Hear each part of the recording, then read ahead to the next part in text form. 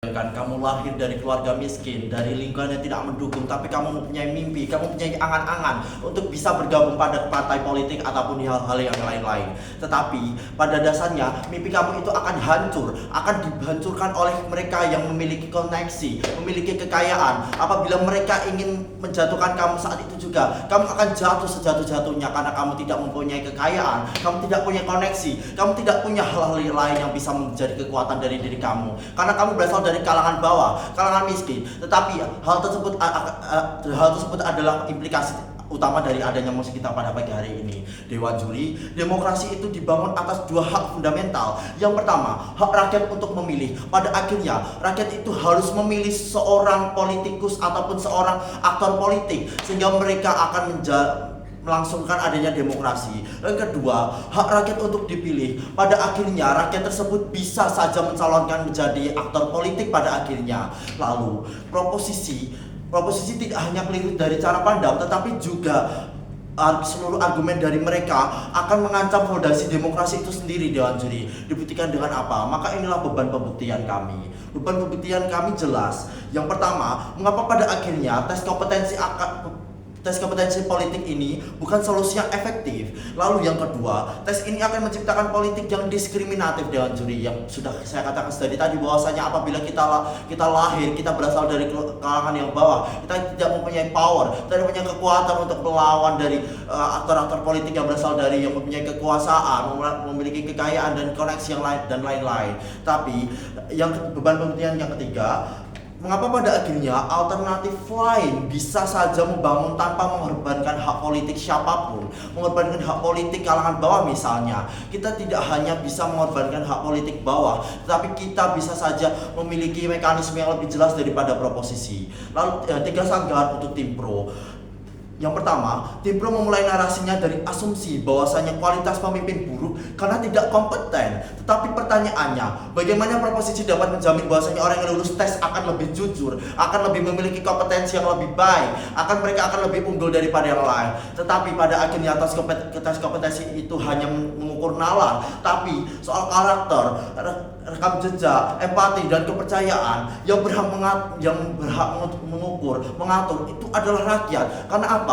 Karena kita hidup di era globalisasi di mana banyak sekali informasi yang mudah untuk kita dapatkan. Tidak hanya dalam buku saja, tetapi kita bisa saja mendapatkan itu dari internet. Kita mudah untuk mengakses siapa aktor politik yang akan kupilih, apa rekam jejaknya. Itu adalah satu sanggahan dari oposisi untuk proposisi. Kami tidak menyangkal pentingnya kualitas. Pada akhirnya kompetensi politik bukan sesuatu yang bisa diukur untuk sebagai soal atau tes, tetapi akhirnya orang pintar pun bisa menjawab soal, mereka bisa lulus, tetapi pada akhirnya apakah mereka bisa saja berhasil dalam mengeksekusi seluruh gagasan mereka? Tidak, Dewan Juri. Mereka hanya pintar untuk menjawab soal tes, mereka hanya bisa untuk lulus tes, tapi mereka gagal semua mengeksekusi seluruh gagasan mereka pada akhirnya. Lalu sanggahan kedua, bagaimana masyarakat akan bisa melihat rekam jejak, karakter dan lain-lain. Dewan Juri, apabila mereka mengatakan bahwasanya rakyat kehilangan kepercayaan kepada pemerintah, kepada aktor-aktor politik misalnya, apabila mereka tidak kompeten, kita lihat, maka itu adalah peran masyarakat utama. Dewan Juri, rakyat di sini adalah aktor utama dalam pemilihan demokrasi. Dalam demokrasi itu sendiri, demokrasi berlangsung atas rakyat itu sendiri. Maka rakyat bukanlah aktor yang harus dilindungi, tetapi rakyat itu adalah aktor utama yang dalam keberlangsungan demokrasi ini. Dewan Juri, maka aktor yang harus aktor yang harus dilindungi dari pilihannya sendiri. Rakyat adalah subjek utama dalam demokrasi itu. Dewan Juri. Lalu sanggahan ketiga, apabila proposisi mengatakan bahwasanya tes ini akan membangun kepercayaan publik, justru sebaliknya. Dewan Juri, tes ini bisa menjadi alat politisasi, manipulasi dan lain-lain ketika rakyat tahu ada calon politik gagal. Apabila rakyat tahu ada calon politik gagal karena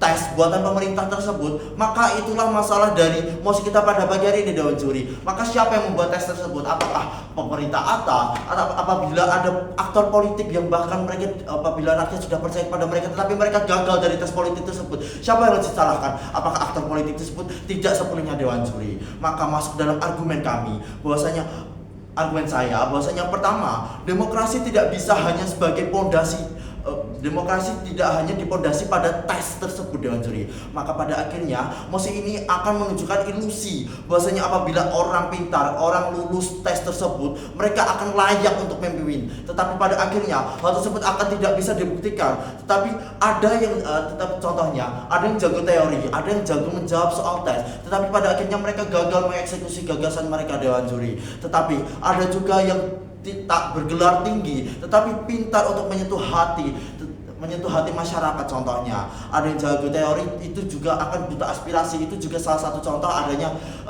diskriminatif dari mosi kita pada pagi hari ini.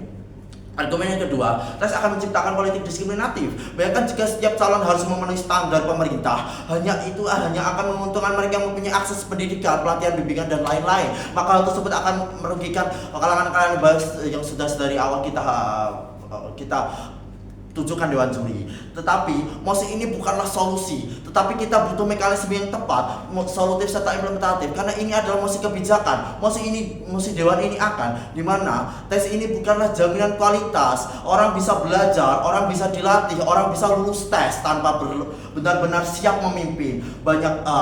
Kita sudah mendengar bahwasanya banyak sekali aktor-aktor politik yang mereka bisa saja tidak lulus tes, tapi pada akhirnya mereka itu dihormati. Karena apa? Karena mereka itu mempunyai dedikasi nyata, mereka mempunyai aspirasi yang sangat menguntungkan masyarakat. Tetapi apabila hal tersebut harus diukur dengan tes, itu sangatlah tidak manusiawi Dewan Juri. Pada akhirnya mekanisme kami lebih jelas, mekanisme kami lebih bisa menutup semua masyarakat menutup masalah dari masyarakat tersebut. Lalu mekanisme saya yang pertama, yang A, kita bisa melakukan debat publik, di mana debat publik ini bisa mengukur seberapa paham mereka, gagasan siapa yang paling menarik, dan alasan inilah yang paling solutif karena rakyat sendirilah yang akan melihat dan menilai menilai langsung dari aktor-aktor politik tersebut melalui gagasan dan ataupun seberapa paham mereka terhadap masyarakat, masalah-masalah masyarakat tersebut pada akhirnya. Ini akan jauh lebih transparan dan inilah yang masyarakat butuhkan pada akhirnya. Lalu yang kedua, rekam jejak dan laporan publik jadi syarat wajib atas